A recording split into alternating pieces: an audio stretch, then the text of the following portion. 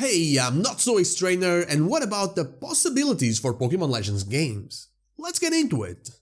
Pokémon Legends Arceus is without a doubt something we never expected. Yes, we did expect the games to eventually look something like that, but never to take the plot route they are taking. The Pokémon lore has always been full of mysteries and ancient myths or legends that get explained in a rushed dialogue box or Pokédex entry, not really giving us any chance to actually play through it. Well, now we're about to leave some history in Old Sinnoh or Hisui. While we don't really know what we're going to be seeing for sure plot-wise, it will surely change the landscape of all the Pokémon theories and render many Pokémon history videos obsolete. And that got me thinking, where else can they go? When else can they go? Well, I'm not going to theorize old names for regions we already visited, or even completely new ones, but I'm going to take a look at what we can see for those we have visited before, following the order of their release of course. And so, let's start with Kanto. I've made a video about this one before, but I'll go over it quickly. Kanto is the region with less ancient lore when compared to others, and sure, they could use a Legends game to create said missing lore, but why do that when they have the perfect plot already laid out? Imagine a game where instead of a Pokémon trainer, you are a rookie investigator for the International Pokémon Police, acting under Looker. A game that starts not long before the moment when our adventures originally started. I could see this game being something where we'll be investigating Team Rocket's crimes, all starting from the theft of Mew's DNA from the research team that originally discovered it, which would be a great chance to wipe Guyana out of the Pokémon world and maybe introduce a new region, maybe the Gen9 region, creating a more believable location. This game will have us taking on various side quests trying to find out leads that would get us to find the place where they're keeping that data, eventually culminating in a fight against Mewtwo that would destroy the Pokémon Mansion and have the powerful Pokémon escape to where it was in Pokémon Red, Blue and Green, the Cerulean Cave. It could also be a cool way to reintroduce the concept of Pokémon fusion as seen in the Pokémon manga with Tough Eyes Air. Maybe even have the DNA splicer be a thing there, like it was in Unova. That would be my concept for a Pokémon Legends Mewtwo/Mew. Moving on, we have Johto. Johto, how I love that region. We know Sinnoh and Johto are close to each other because of the Sinjo ruins, and we also know that the people that hailed from Johto to help build them were originally from the ruins of Alph. So we have a place to start our adventure of helping to shape the Johto we know today. Of course, a game focusing just on that would be a bit meh, and so let's add myth to the mix. Let's add Celebi. Celebi is said to have come from the future, and when it appears, it is said that a bright and shining future awaits us. This kind of gives me an idea for a game where Celebi works kinda like our Navi from The Legend of Zelda Ocarina of Time.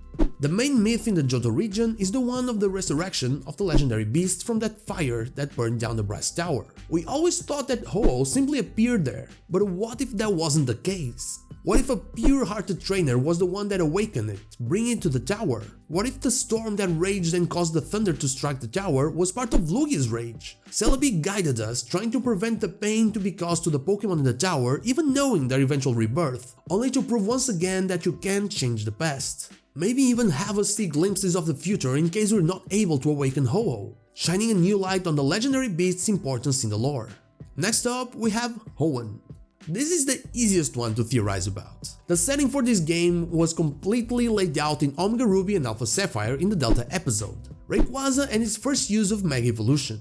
We would of course be part of the Draconid people, some of them still living in Meteor Falls despite its state after the Meteor Shower 1000 years before, and the events of this game would be kickstarted by the Meteor Shower that awakened Primal Groudon and Primal Kyogre, the one that also created Sootopolis. Crazy weather conditions, huge boss battles, a great chance for Mega Evolution or any new kind of evolution, / Primal Reversion, all leading to the moment where we would call upon Mega Rayquaza and use it to face the two Primal Gods. But there's more. It is said they prayed for the help of that Pokemon. What's a prayer if not a call for help? A wish for help?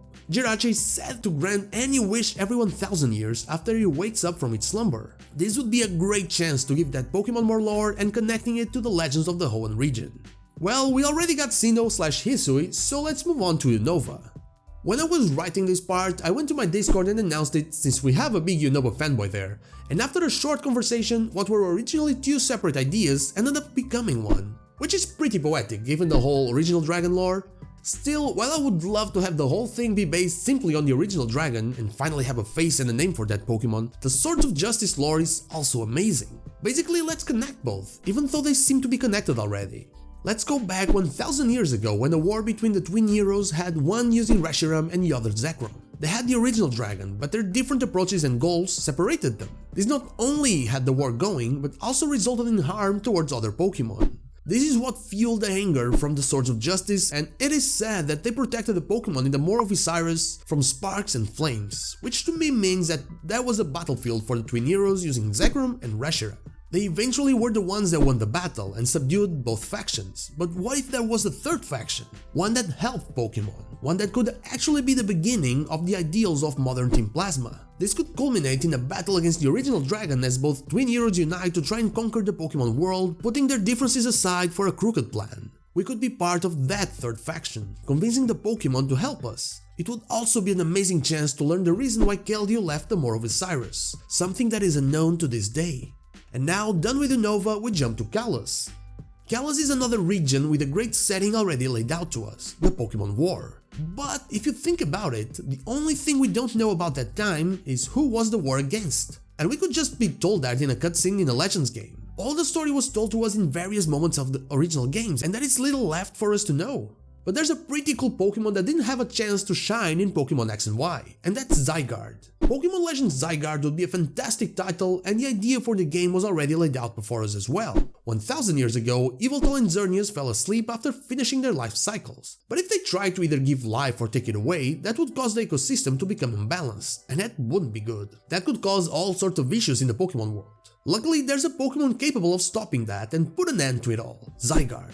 But it needs to be in its complete form, and its cells are scattered throughout the whole region, and the crazy events that are being caused by the rest of the Aura Trio are preventing them to reach their destination. It's all up to us, a young trainer, to collect them and find the cave where Zygarde rests, in order to restore its 100% form and use it to put an end to all the craziness going on. AZ would of course be a character in the game, either before he left for Hoenn or after he came back. This would be a great way to shine some light on this North mythology inspired trio and bring some new eyes to the Kalos region. And now from Kalos we arrive in Alola. There's a story we have read before in a secret note in the Mali library that talks about the past, revealing that Alola was once invaded by Necrozma and its light was stolen. It is also said that a youth, together with the guardian deities in Solgaleo and Lunala, managed to beat the ferocious Ultra Beast. I'd say this is the best possible setting for a Pokémon Legends in Alola. It already mentions a youth, so it would already make sense. This could show us a lot of things like the creation of the Z-Rings and tell the tales of the original Lunala and Solgaleo invasion, play on the distrust of the guardian deities towards the two legendary Pokémon and humans alike, and up the ante with not only Necrozma invading Alola, but also an army of Ultra Beasts. Maybe even have us travel to an old Ultra Megalopolis where its light had yet to be stolen. Imagine sailing, flying, or just running around and suddenly a portal opens and you get attacked by an Ultra Beast. Just like that, random boss battle. It would just be amazing. And finally, after Alola, we are in the last region we got, the Galar region. Even though Galar looks like an easy one, it isn't. While the Darkest Day would be the best approach to the situation, given how it is the most we know about its history, usually we have a key role in the story. In this case, we know for a fact that the random youngster would not be the hero, so we would have to go a different route. And one thing that still bugs me about Sword and Shield is the lack of a proper mythical Pokémon. Yeah, we got Zarude, but it isn't really a Galarian mythical. I thought about Melton and Melmetal, but I already have a concept for them that I'm pretty proud of. You can check it out up there if you want. What I would go with would be a completely new mythical Pokémon being introduced into the Galar region, though the lack of lore behind it makes it incredibly hard to create a plot for it. Still, my concept would actually take us to the time of the Darkest Day, despite what I said earlier, where Eternatus is destroying everything and causing Pokémon to Dynamax and Gigantamax. We know how that story ends, with Zacian and Zamazenta taking it down, but what's a knight without their trusted weapons? I think the best concept would be to create a Steel-type mythical and have the premise of the game be the one of forging the weapons to save the Galar region. Sure, we wouldn't be the heroes that Legends would tell about, but we would be the ones that gave those Pokémon the power to defeat Eternatus. Maybe also explain the story behind the Diglett sculptures in Route 6, because that is a true Pokémon mystery if I ever saw one. Anyway, there you have it, my concept ideas for a Pokémon Legends game in the remaining 7 regions. All of this is mostly based on the lore we know about Pokémon, except for the Galarian one, which adds something new to make it viable, at least in my mind. I know it is longer than my usual videos, but I didn't want to divide this into 7, so I went this way instead. I hope you guys don't mind it. Anyway, what do you think about them? And of course, I know you all have different ideas for Legends games, so let me know in the comments down below. Now, like the video if you like it, dislike if you don't, and don't forget to subscribe to the channel for more Pokemon content. Also ring that bell so you know when the next video is out. You can follow me on social media, Twitch, I stream there Thursday to Sunday, or join our Discord, all the links are in the description. Thank you so much for watching, and I'll see you all on the next one.